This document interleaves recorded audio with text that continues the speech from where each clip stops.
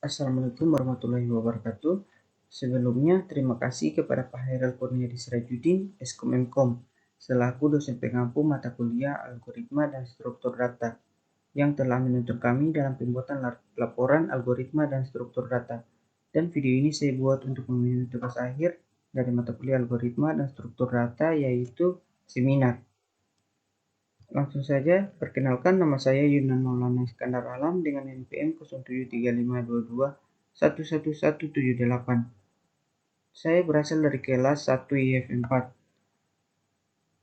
Selanjutnya saya akan membacakan definisi dari ketujuh bab dari laporan algoritma dan struktur data.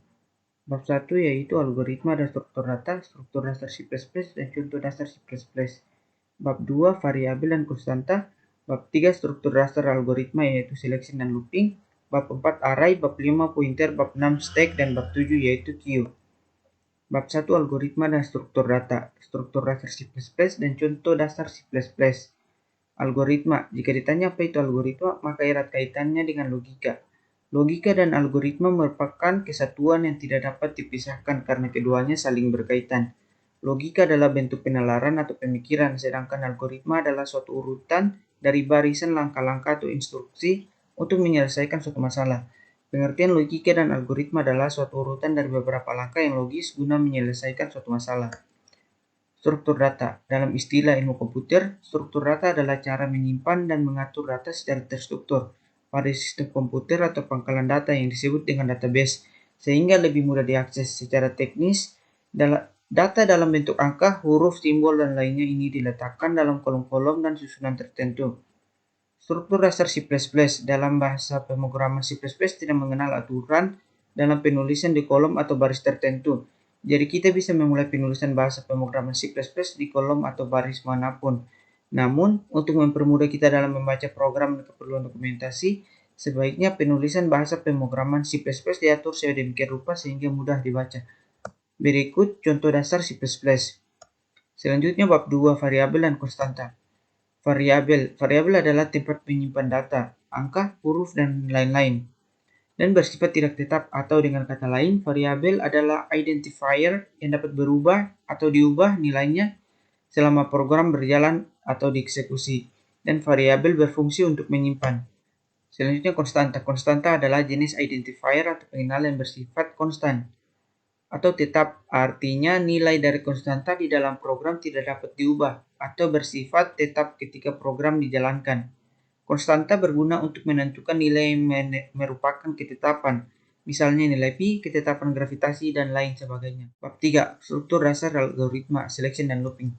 Selection yang artinya pemilihan ialah suatu struktur program yang menerapkan suatu proses pengujian untuk mengambil sebuah keputusan apakah suatu hasil keputusan tersebut dapat diproses atau tidak. Pada struktur pemilihan, tidak setiap baris program hendak dikerjakan. Baris program akan dikerjakan apabila syarat terpenuhi, maka program akan diproses atau tidaknya. Looping. Looping artinya perulangan adalah fungsi pada bahasa pemrograman untuk menjalankan baris kode secara berulang-ulang selama kondisi masih terpenuhi. Terdapat 3 pernyataan bentuk perulangan dalam bahasa pemrograman, yaitu pernyataan for, pernyataan while, dan pernyataan do while.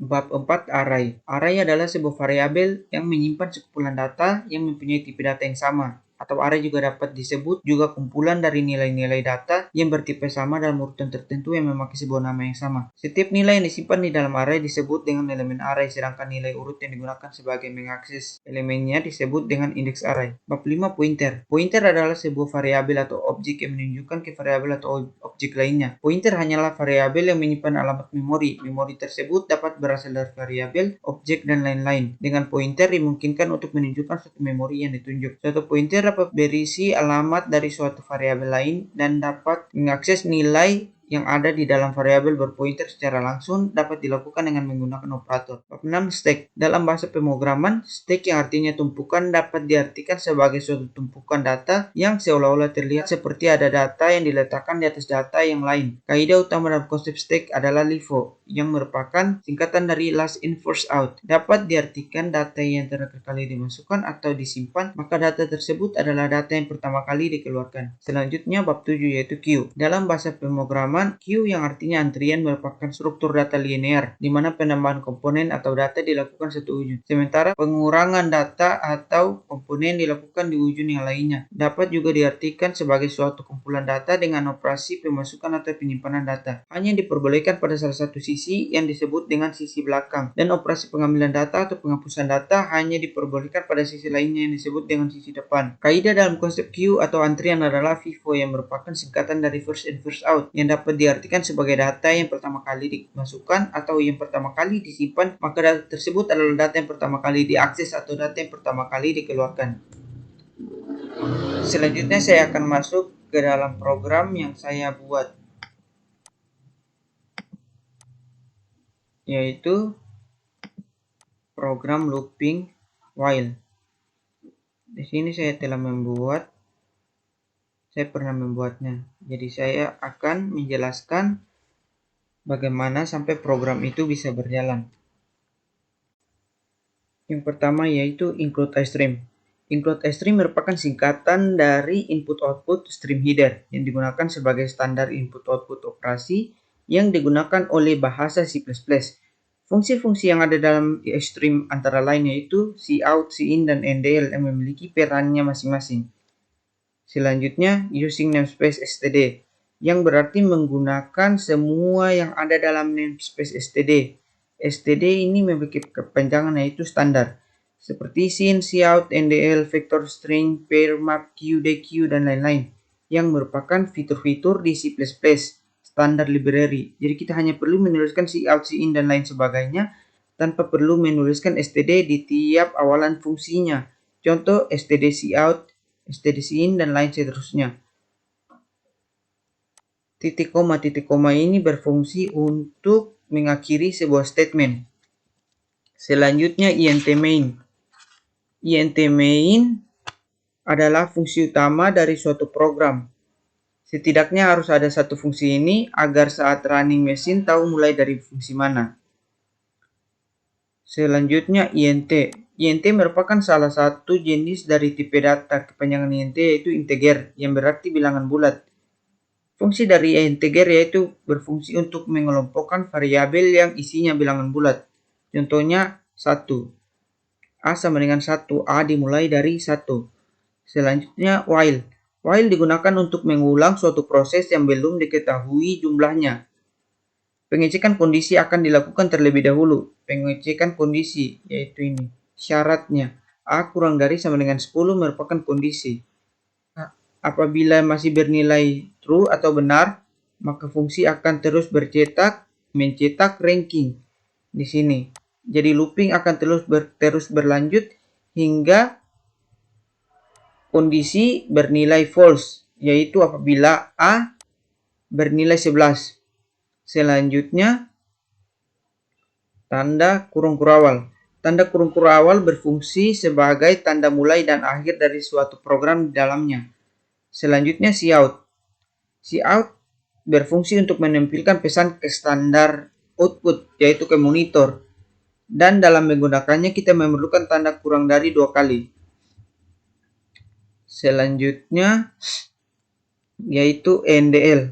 ndl merupakan suatu fungsi manipulator yang digunakan untuk menyisipkan karakter new line atau mengatur pindah baris, dan di dalam penggunaannya harus disertakan file header iStream. File header iStream harus ada. Jadi cout A ini untuk menginisialisasi. Jika A sama dengan 1 dan bernilai benar, maka cetak ranking. Ranking ini dimulai dari 1. A sama dengan 1, maka ranking 1. Itu untuk loopingan pertama. Jika ini A tambah sama dengan 1, itu dijumlahkan dengan 1, jadi 1 tambah 1, 2. Dan apabila masuk ke dalam kondisi ini bernilai benar, maka cetak ranking. Dan ranking akan diinisialisasikan menjadi A. Jadi tadinya sudah ranking 1, selanjutnya ranking 2, dan begitu seterusnya sampai dengan ranking 10. Karena apabila telah mencapai 10 tambah dari 1 sama dengan 11, maka kondisi di sini tidak terpenuhi. Maka lanjut ke cout selesai. Selanjutnya return 0. Return 0 berfungsi untuk memberitahu bahwa kode telah selesai dieksekusi dengan exit code sama dengan 0. Selanjutnya saya akan mencoba running. Seperti yang kita bisa lihat, di sini tercentang ranking 1, ranking 2, sampai dengan ranking 10. Dan terakhir dicetak 11. Seperti yang kita ketahui bahwa ranking 1, inisialisasi A sama dengan 1. Jadi A dimulai dengan 1 sampai dengan 10. Pertambahannya dia berlooping sampai sesuai dengan ketentuan, sesuai dengan kondisi yang berlaku. Hingga sampai dengan kurang dari sama dengan 10, sampai dengan 10. Maka apabila kondisi sudah bernilai false, maka cetak selesai. Sekian penjelasan dari saya. Wabillahi taufiq wal hidayah. Wassalamualaikum warahmatullahi wabarakatuh.